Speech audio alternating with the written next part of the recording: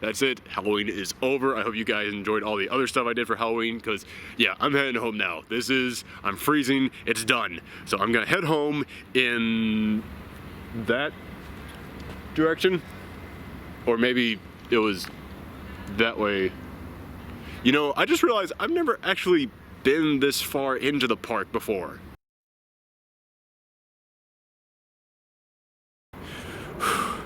Okay, so, status update. I'm lost, but you know, that's okay. Nothing bad ever happens to anyone in Central Park at night. That's what they always say, right? So, you know, I can get through this. I just gotta remain positive. I just gotta remain focused. I'm sorry, I thought I heard something there for a second. As I was saying, I just gotta remain positive. I can do this. I just have to remind myself it could be worse. There are way worse places to be stranded, especially on Halloween. So these are my top 10 worst places to spend Halloween.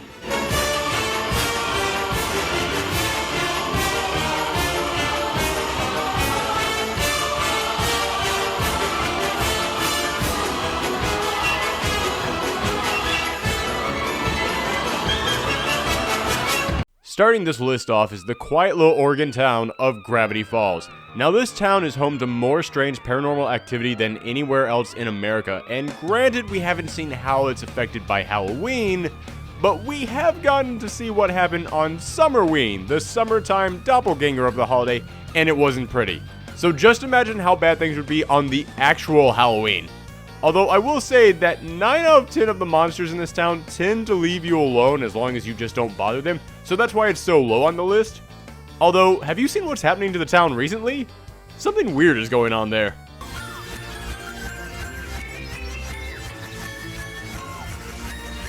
At number 9, the Spencer Mansion. There are a lot of spooky mansions you could spend Halloween in, and I honestly wouldn't recommend any of them.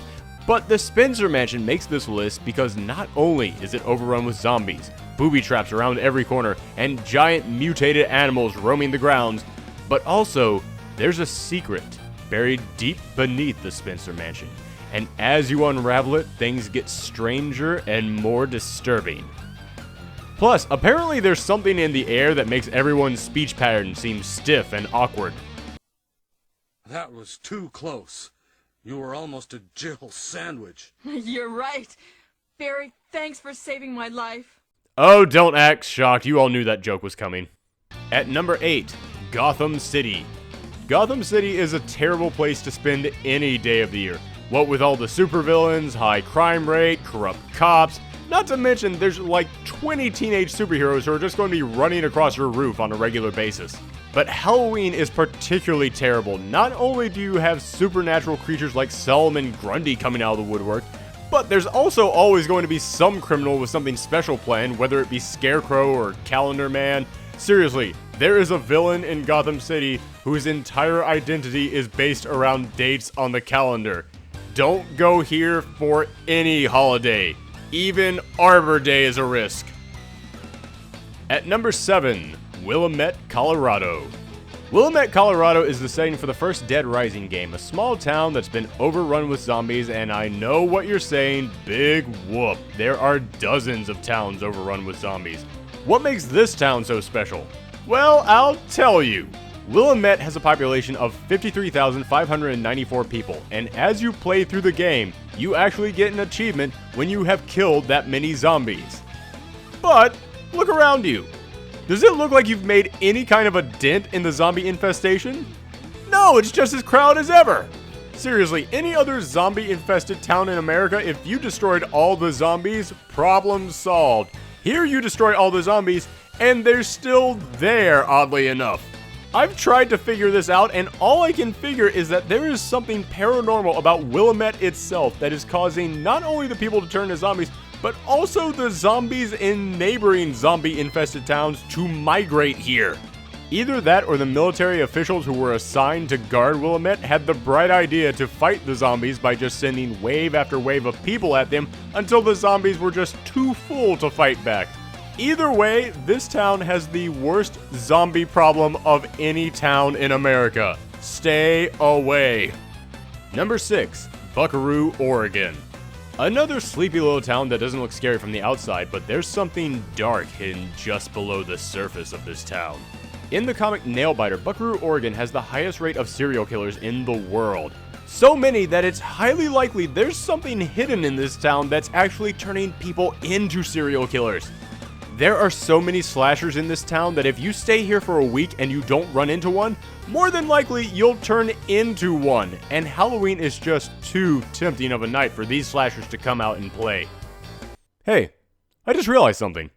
This is the second town in Oregon we've had on this list, and we're not even halfway through it. You know what? Just stay out of Oregon altogether. My apologies to all my viewers in Oregon, but seriously, get somewhere safe on Halloween. I'm very concerned for your safety. At number 5, the SCP Foundation. You know all those spooky stories we've invented on the internet like Creepypasta or the Slender Man? Well, now imagine if there was a government facility where all of them were kept for study. Now imagine you were thrown in there as bait for their test. Now imagine even further being in there on Halloween, when all these monsters are at their supernatural height. If you haven't heard of the SCP Foundation, then just go to their wiki page and scroll around for an hour, and I guarantee you'll stumble across something that you wouldn't want to come across on Halloween. At number 4, the USG Ishimura. In space, no one can hear you scream. Bullshit! If I'm on the Ishimura, then you're going to hear me screaming all the way on the other side of the galaxy. The Ishimura is a terrible place to spend Halloween, not just because it's overrun with necromorphs, but even if it wasn't, this place would still be awful. You're on a ship floating in space with a bunch of cult members, and everything, literally everything on this stupid ship is broken. Want to use the escape pods? Nope, they're broken. Did the oxygen just get turned off? Sure, why the hell not? Well, at least the monsters are only in this one part of the ship, so as long as the train doesn't break down and stop right there. Oh, fuck you. This place isn't just scary because of the monsters, but because it's just a crappy ship. And if I'm going to be stranded in space, I at least want to be on a ship that works. I'm almost there. I'm headed to the bridge now to activate the gravity tethers. Well, good. They're swarming into a hole in the medical deck. At least you won't have to go through there. Unexpected obstruction ahead. Shutting down. Welcome to the medical deck. Crap. At number 3, any cabin in the woods. Are you thinking of spending your Halloween in a cabin in the woods? Of course you aren't. You aren't f***ing stupid. Seriously, why would you spend Halloween in a cabin in the woods? Do you know how many things want to murder you out there? I'm not even picking an example from a specific movie or video game because they're all terrible. Deadites, zombie hillbillies, Jason, Wendigos. You know, this is taking us too long. In order to save some time, here's just a quick list of all the things you should be afraid of if you decide to spend a night in a cabin in the woods on Halloween.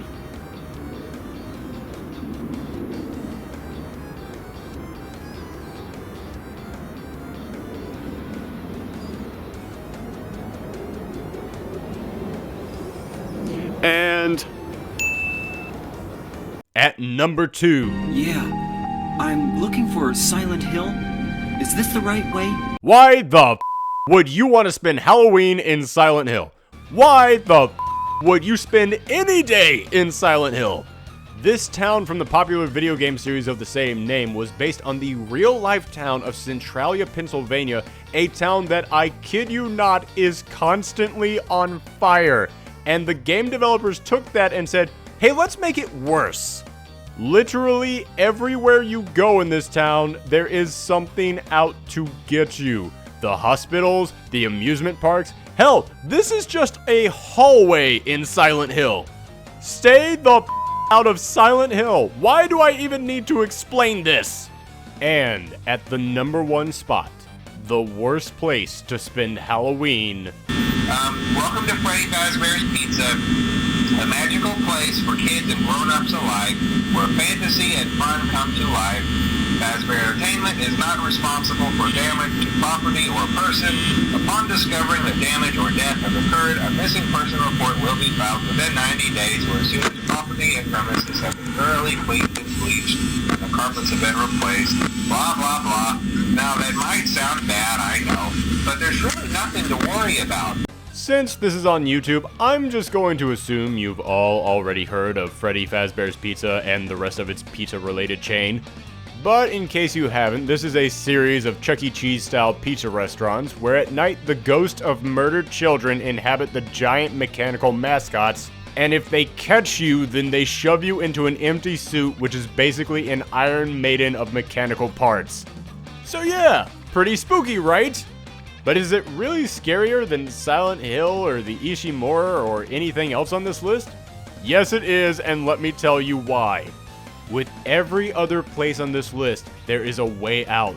You can search around, solve a puzzle, wait it out, and eventually you'll be home free. One way or another, you can find a way out. But at Freddy Fazbear's, you can wait it out. You can stay till the place opens at 6. But even if you do, you have to come back the next night. Why do you have to come back? Well, that's the real curse of Freddy Fazbear's. You see, with every other place on this list, if you find yourself there on Halloween, it's because you got unlucky. You stumbled there by accident or you got taken there by force, but only one person is in Fazbear's Pizza on Halloween night, the security guard. So if you're there, it means that things in your life suck so bad, you have to keep returning here night after night just to get your minimum wage paycheck so that you can make rent. I've heard so many people talk about this game and say, why would you keep going back to this place if it's haunted? Hey man, anyone who says that has never been that desperate for cash. I've worked at a lot of terrible jobs in my life. Jobs that were legitimately dangerous for my health. And I knew that, and yet I kept coming back because I had no choice. And that's the real terror of Fazbear's Pizza. It's that if you're working in a haunted house full of killer robots as a security guard on Halloween night, then you know that as soon as your shift is over, you have to come back the next night because what other choice do you have? Wow, that actually got really depressing there towards the end. Got a little bit too real for me. This is a little too sad to end the list on. You know what? Just strike that from the list. The real worst place to spend Halloween is, those woods from Slender. Ooh, spooky. There we go, I feel much better after that. Those were my top 10 worst places to spend Halloween, and compared to them, this place is a walk in the park. Literally, see what I did there? I'm feeling much better already. So I thank you guys for tuning in. I'm gonna be just fine. We're gonna get home. Everything is going to be That was a weird sound for the wind to make. Anywho, everything's gonna be just fine. So tune in for the next video when